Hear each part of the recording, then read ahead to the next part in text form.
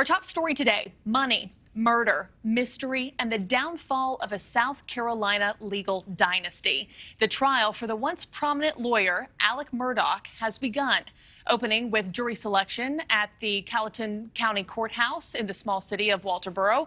That's about 50 miles west of Charleston. It's entirely focused on the double murder of his wife and son back in 2021.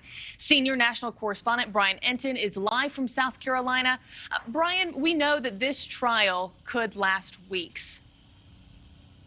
Yeah, absolutely, Marky. I mean, jury selection today was day one, but it appears that's going to take quite a bit of time because, again, the Murdaugh family, they're just so well known here. There's so much power and influence that they've had on this community, really the entire region, for the last century or so. And that's because they've held offices of power, specifically the solicitor.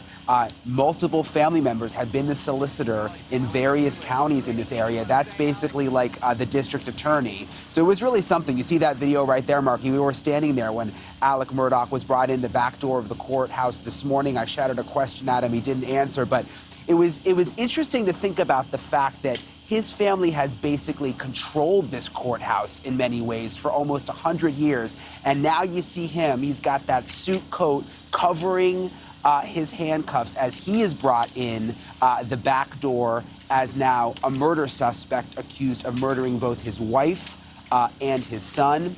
Jury selection, you mentioned it, expected to take quite some time because so many people know the family, so many people are intimidated by the family. At one point today, the courtroom was full of potential jurors. The judge said, if you've heard about this case, stand up.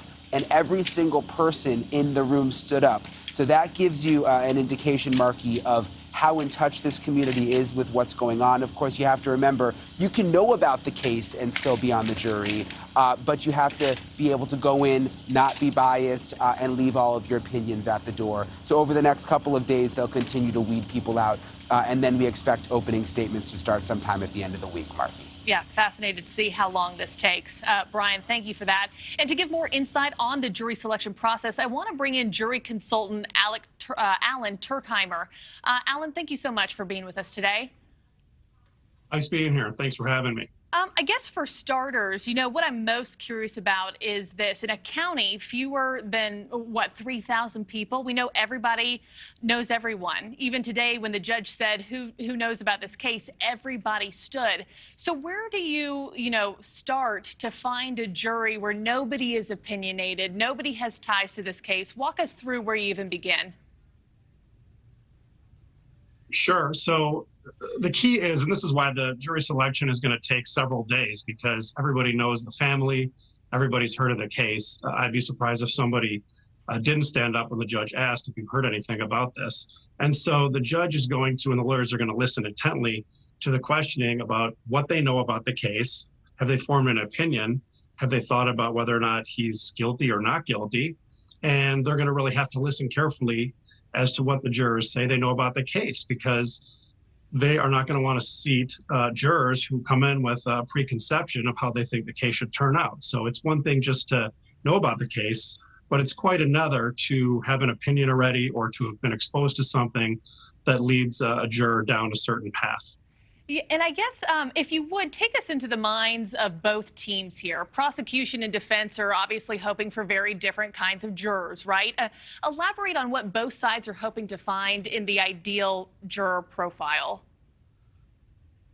The prosecution, they're going to want someone with an authoritarian type of personality, somebody who defers to authority, somebody who backs police officers, is very pro-law enforcement, somebody who needs closure when there's an unspeakable tragedy such as this one. And also they're going to want to seat somebody who is not going to be impressed with the Murdaugh family name. They're going to look at this as any other case. They're going to do their job, look at the evidence, and maybe they think they can see some gray area since there's not a smoking gun, so to speak, and literally in a way. Because the defense, they're going to look for jurors who are a little mistrusting of authority, and they believe in the CSI effect. And the questionnaire that was given to jurors, they were asked about what shows they watched. Do they watch Law and Order and all kinds of shows that deal with solving crimes? Because people who embrace that and get their assessments about cases from TV, they're going to have a higher standard. They're going to expect a smoking gun. They're going to expect things that don't exist in reality. So the defense is going to look for that kind of thinker. and they're going to look for somebody maybe who will get a little swept up and be impressed with the Murdaugh family. Right. And perhaps someone with a contrarian personality would also help the defense. But keep in mind, it's jury deselection, not jury selection. So a good juror for the prosecution will likely be struck by the defense and vice versa.